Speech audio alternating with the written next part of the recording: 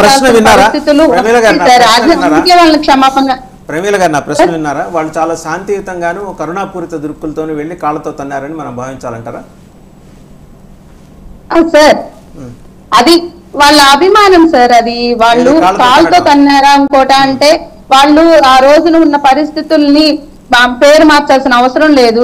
కానీ కేవలం కక్షపూరితంగా మాత్రమే జగన్మోహన్ రెడ్డి గారు 5 ఏళ్ళు చేసిన పరిపాలన కేవలం కక్షపూరితంగా మాత్రమే ఉంది. మీ నాయకుడితో మాట మీదో మాట అవుతుంది. మళ్ళీ వస్తాం మీ దగ్గరికి. ఒకసారి లక్ష్మణ్ గారి దగ్గరికి వెళ్దాం. లక్ష్మణ్ గారు, ఇప్పుడు సరే స్టేట్ క్యాబినెట్కి సంబంధించి కూడా కొన్ని సందేహాలు, రకరకాల స్పెక్యులేషన్లు, తర్వాత అనుకూల మీడియాలో ఇవాళ ఒక కథనం వచ్చింది.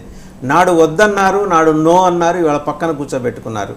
అంటే ఇందాక మీరు అన్నారు చూసారా, నెమ్మదిగా గ్రాడ్యువల్గా ఇమేజ్ని పెద్ద చేసి ఇక లార్జర్ దెన్ మోడీ అనే పిక్చర్ ఇచ్చే ప్రయత్నం, దాన్ని జనంలోకి పంప్ చేసే ప్రయత్నం చాలా బలంగా జరుగుతుంది. చూసారా? జరుగుతున్నది. అంటే అందుకనే ఆ మాట అన్నా. అది వాళ్ళు ఇప్పటికైనా తెలుసుకోగలగాలి తప్ప అతిగా పోతే ఏమైపోతుందంటే మోడీ గారిని అమిత్ షా గారిని తక్కువ అంచనా వేస్తే కాదు. ఒకప్పుడు మోడీ ఒకప్పుడు అమిత్ షాలు కాదు. ఇప్పుడు వాళ్ళు సామధాన దండోపాయాలు అన్ని తెలుసు వాళ్ళకు. ఎవరిని ఏం చేయాలి, ఎక్కడ పెట్టాలి. పిలిచి గౌరవించినంత మాత్రాన మీరు ఆ గౌరవం నిలుపుకునే విధంగా ఉండాలి తప్ప మీరు వాళ్ళ కూర్చునే లాగేస్తాము అంటే వాళ్ళు చూస్తూ ఊరుకుంటారా? మహాత్మా గాంధీ ఇలా నీ చెంప మీద కొట్టు, ఈ చెంప మీద కొట్టు అని చెప్పడానికి ఆ కాలం పోయింది. ఇప్పుడు ఎవరు మహాత్మా గాంధీ లేరు ఇక్కడ ఏ రాజకీయ పార్టీల్లో కూడా. ఎవరి జాగ్రత్తలో వాళ్ళు ఉంటారు. అలాగే తెలుగుదేశం ప్రభుత్వం కానీ అక్కడ నితీష్ కుమార్ కానీ, నేనైతే నితీష్ కుమార్ గారు ఆ లైన్లో వెళ్ళదు ఇంకా ఫ్యూచర్లో అని నాకున్న సమాచారం మేరకు చెప్తుంది. ఆయన మోడీ ఎన్ని పరిస్థితులు ఎలా ఉన్నా కూడా మేము మోడీ గారితోనే నడుస్తాము అని చాలా స్పష్టంగా మీటింగ్ లో ఇంత లైవ్ లో మనం చూసాం. కావాలనే లైవ్ లో కూడా పెట్టించారు. ఎందుకు అంటే వీళ్ళందరి యొక్క వ్యవహారాలు గతంలో తెలుసు కాబట్టి. మామూలుగా BJP parliamentary party meeting live పెట్టలేదు. దాని తర్వాత జరిగిన ఎన్డీఏ మీటింగ్ ను లైవ్ లో పెట్టేశారు. లైవ్ లో పెట్టించారు. ముందే చెప్పారు వీళ్ళందరికీ లైవ్ ఉంటుంది. అందువల్ల చాలా జాగ్రత్తగా ప్రజలందరూ చూస్తున్నారు కాబట్టి మనం మాట్లాడే మాటలు జాగ్రత్తగా మాట్లాడాలి అనేటువంటిది. లేకపోతే ఏమైందంటే ఇంటర్నల్ గా జరిపింటే కనుక లైవ్ లేకుండా ఈ పార్టీకి సోషల్ మీడియా కానీ లేకపోతే ఒక పార్టీకి తెలుగుదేశం పార్టీకి మద్దతు ఇచ్చే దాంట్లో కానీ విపరీతమైన కథనాలు వచ్చేవి. లోపల ఏం జరిగింది, లోపల అలా జరిగింది, ఇలా జరిగింది, నిలదీశాడు చంద్రబాబు నాయుడు, నరేంద్ర మోడీ చేతులు పట్టుకున్నాడు, లేకపోతే కాళ్ళ మీద పడ్డాడు, ఇట్లాంటివి కూడా వచ్చేవి. బాగా తెలివిగా వాళ్ళు లైవ్ పెట్టేశారు.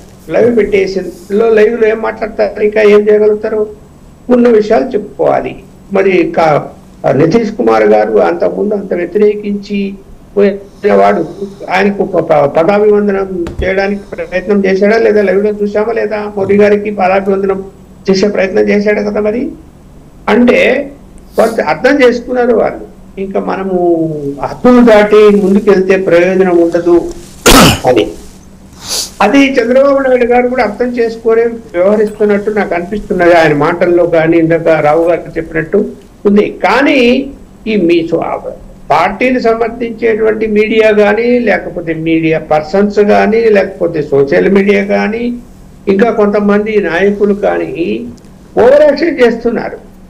ఓవర్ యాక్షన్ పార్టీ ఇప్పుడు మీరు బీజేపీని డ్యామేజ్ చేయాలనే ప్రయత్నం చేస్తే, మోడీ గారిని డ్యామేజ్ చేయాలనే ప్రయత్నం చేస్తే మరి ఏం జరుగుతుంది? అనుకూల శత్రువులుగా మారుతారు. అంతవరకు ఎందుకు పోతారు? రాష్ట్రం ముందు వైపు దృష్టి పెట్టండి. ఒకరో ఇద్దరో మంత్రి పదవులు తీసుకుంటూ ఉంటారు, ఉండనివ్వండి. మీరు ఇక్కడ సాధించేది చాలా ఉంది. అసలు ఏమైనా ముళ్ళ కిరీటం తప్ప ఏమైనా ఉందా ఆంధ్రప్రదేశ్ లో పరిపాలనలో?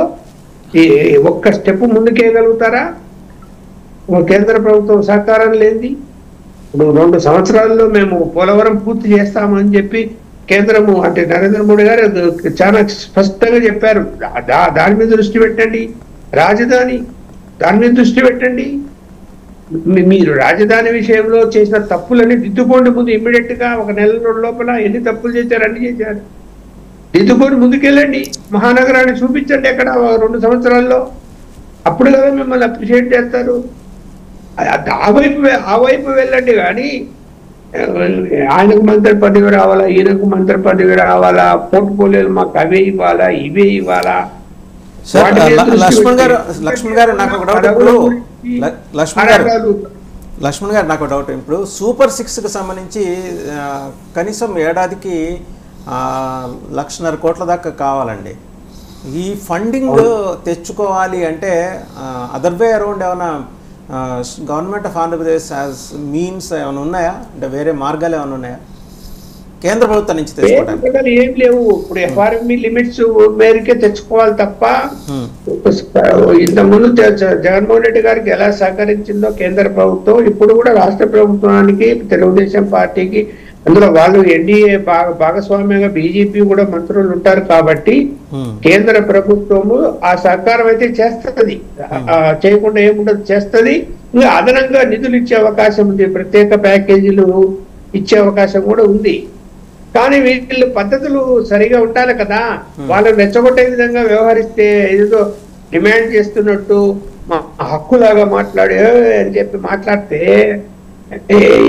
వాళ్ళు చాలా జాగ్రత్తగా అన్ని గమనిస్తారు, ప్రతి అంశం తెలుసుకుంటారు, ఎక్కడ కీ తిప్పాలో అక్కడ తిప్పుతారు. అప్పుడు ఏం చేస్తారు వీళ్ళు?